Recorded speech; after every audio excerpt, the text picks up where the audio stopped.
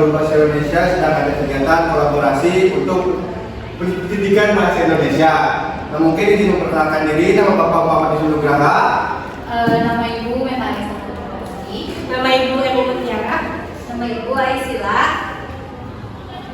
Nah, untuk yang akan dibahas pada kesempatan kali ini adalah menulis bahan ajar bahasa Indonesia, teman-teman.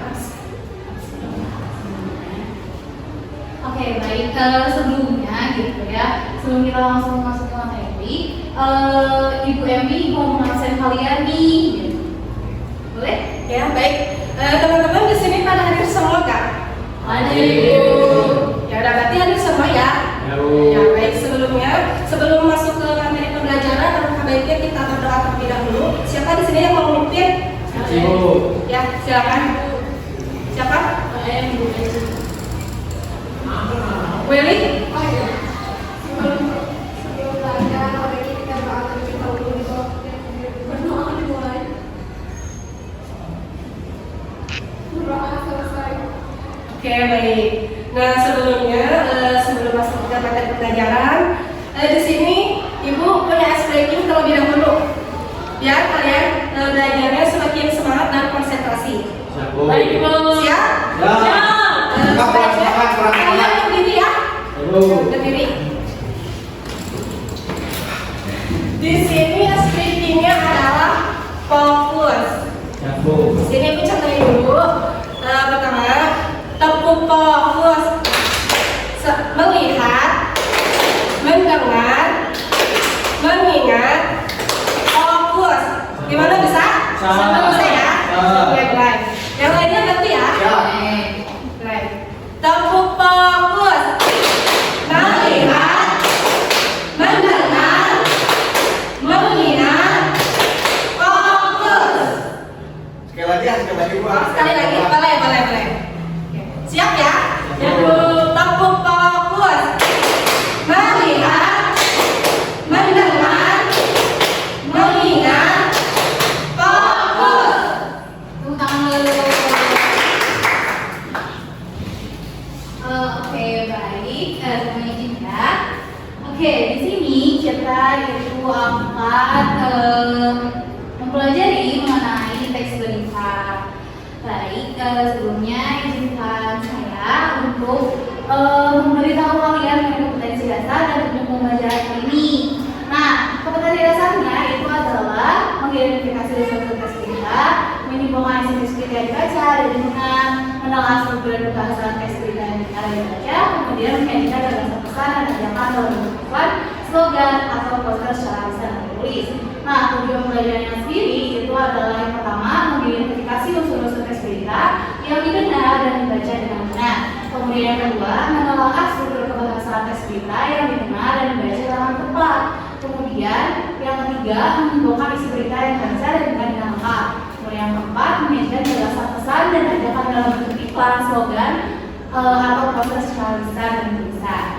Oke, baik, sebelumnya Ibu mau bertanya nih, dari yang kalian lihat dari gambar ini gitu ya, yang terlintas dari pikiran kalian apa?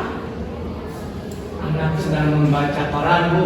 Oh ya, terus yang berkaitan sama koran itu apa sih? Berita. Nah, oke. Sebelumnya di sini suka berita nggak? Suka, Bu. Nah, ada yang suka, ada yang enggak, gitu ya. Baik. Sebelumnya tahu nggak berita itu apa? Berita itu apa, teman-teman? Berita informasi yang disebar sebelumnya. Berita sama informasi beda nggak, kata anak-anak? Menurut anak-anak, informasi sama berita beda atau sama? Beda, Pak. Bedanya? Mungkin sama mereka bakal dijelaskan. Baik, kami semua. Baik, di sini yaitu berita itu ada 3 unit itu. Yang pertama itu menurut Kamus Besar Bahasa Indonesia, yaitu adalah berita adalah cerita mengenai kejadian atau peristiwa yang hangat atau terkini. Di dalam berita terkandung fakta yang dapat dipertanggungjawabkan kebenarannya. Selain itu, teks berita disajikan berurutan dari yang terpenting lalu berlanjut ke bagian menilai pentingnya semakin berkurang. Nah, di sisi lain itu ada berita adalah laporan cepat mengenai fakta atau ide tertentu yang benar, menarik atau penting sebagian sastralia melalui media kepala seperti surat kabar, radio, televisi, atau media internet. Oleh karena itu, perlu diperhatikan untuk membuat surat tes berita yang selaras dengan nalar agar mudah dicerna pembaca. Kemudian berita di dalam Komisi Indonesia berarti kabar nih teman-teman sekalian, informasi terutama yang resmi atau laporan pers. Jadi teks berita adalah teks yang menyampaikan kabar atau informasi kepada masyarakat. Berita adalah sebuah laporan atau pemberitahuan mengenai terjadinya sebuah peristiwa atau keadaan yang bersifat umum dan baru saja terjadi dan disampaikan oleh wartawan di media massa. Nah, seperti yang tadi yang kalian lihat, gambar itu adalah salah satu contohnya koran. Nah, itu adalah salah satu media untuk penyampaian berita. Nah, kalau misalnya kalian suka lihat TV, TV itu ada apa ya, wartawan yang suka membawakan berita seperti berita lahir dan lain-lain ya. Nah, kemudian di sini itu ada struktur teks berita. Nah, struktur teks berita itu terbagi menjadi 3. Nah, yang pertama itu adalah bagian pembuka berita yang biasa disebut kepala berita, buat informasi utama yang paling penting. Nah, kemudian teks berita pada bagian kepala berita mengandung jawaban atas pertanyaan yang harus oleh simba, apa, di mana, kapan, siapa, mengapa, dan bagaimana. Kemudian adalah berita merupakan adalah kepala berita. Nah, unsur berita dikembangkan lebih jauh dan harus pada bagian ini penjelasan lebih terperinci. Setiap unsur yang ada di kepala berita membantu membaca maupun isi berita. Leher berita menjadi jembatan dari gagasan pokok pada kepala berita dengan gagasan-gagasan bijak pada bagian tubuh maupun berita. Kemudian bagian terakhirnya itu adalah bagian yang disebut dengan tubuh berita yang menjelaskan lebih rinci gagasan yang terdapat pada bagian sebelumnya, yakni kepala berita dan leher berita. Adapun bagian berikutnya disebut berita karena membuat kesimpulan berita dan kondisi yang tidak terlalu penting. Nah, seperti yang kalian lihat di sini ya, jadi strukturnya itu kalau lebih memudahkan seperti segitiga yang kembali. Yang pertama itu adalah kepala berita, kemudian tubuh berita, kemudian kepala berita. Nah, di sini anak-anak itu akan menjelaskan tentang kaidah-kaidah bahasa. Yang pertama ada penggunaan bahasa bersifat standar atau baku penggunaan bahasa. Baku pada berita merupakan hal penting agar berita mudah dipahami oleh berbagai kalangan. Lalu ada penggunaan kalimat langsung, merupakan kalimat yang berupa hasil kutipan langsung dan pembicara atau narasumber dengan cara menulis apapun yang dikatakan oleh narasumber tanpa pengubahan. Lalu yang ketiga ada penggunaan konjungsi, bahwa yang berfungsi sebagai kata yang diikutinya. Lalu selanjutnya ada penggunaan kata kerja mental atau kata kerja yang terkait dengan kegiatan hasil pemikiran. Lalu penggunaan fungsi, keterangan waktu dan tempat merupakan kelengkapan suatu berita yang berhubungan dengan waktu dan tempat terjadinya peristiwa. Yang terakhir ada penggunaan konjungsi hubungan temporal atau penjumlahan seperti kemudian, sejak, setelah, awalnya, akhirnya. Hal ini terkait dengan pola penyajian berita yang umumnya mengikuti pola kronologis.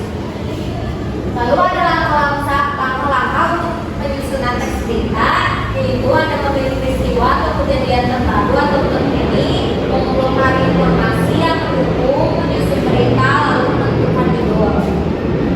Oke, baik. Materinya sudah disampaikan. Nah, sebelumnya Kang Wisnu sudah memberikan kalian link kuisis. Sudah Ibu? Sudah dapat? Sudah. Boleh untuk dibuka.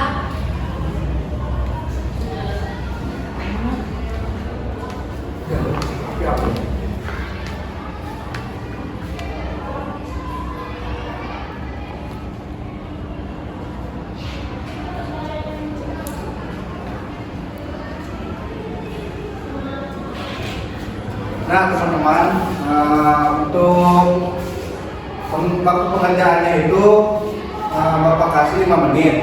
5 menit dimulai dari sekarang. Nah, baik anak-anak, tadi kan sudah dijelaskan ya oleh Ibu Aisila dan Ibu Meta tentang struktur teks berita. Nah, teman-teman bisa lihat kita semua memiliki contoh teks berita tentang pesawat terbang seharga 400 miliar buatan RI makin laris manis. Di sini teman-teman ada yang mau bersedia nggak untuk membacakan teks berita di depan? Iya. Siapa? Silakan. Siapa mau duduk di situ atau mau di depan? Di depan.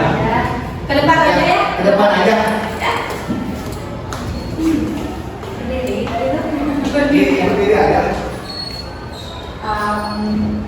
Pesawat terbang Indonesia masih diminati oleh banyak negara. Salah satunya adalah pesawat CN235 yang menjadi andalan dari PT Dirgantara Indonesia atau Persero atau bisa disebut PT DI. Ada dua tipe dari pesawat tersebut, yakni CN235 220 SPA dan CN235 220.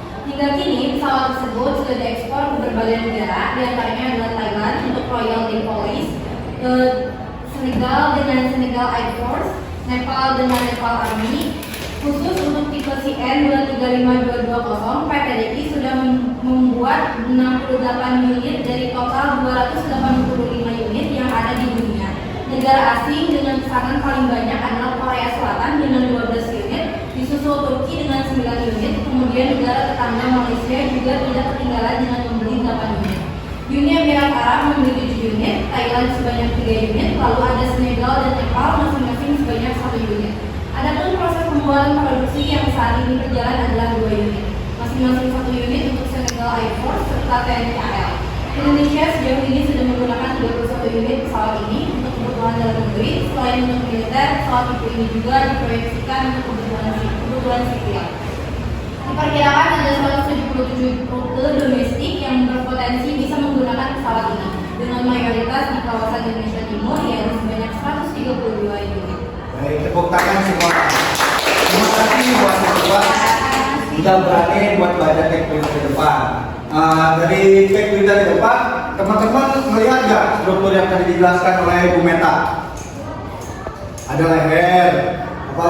Ada tubuh berita, ada ekor berita. Baik, karena tadi anak-anak tercinta kita sudah mengerjakan kuisis ya, jadi tidak terasa gitu pertemuan kali ini sudah berakhir nih anak-anak. Jadi mohon maaf ya kalau saya ibu dan bapak ada kesalahan. Kita ketemu lagi minggu depan. Dadah, selamat malam.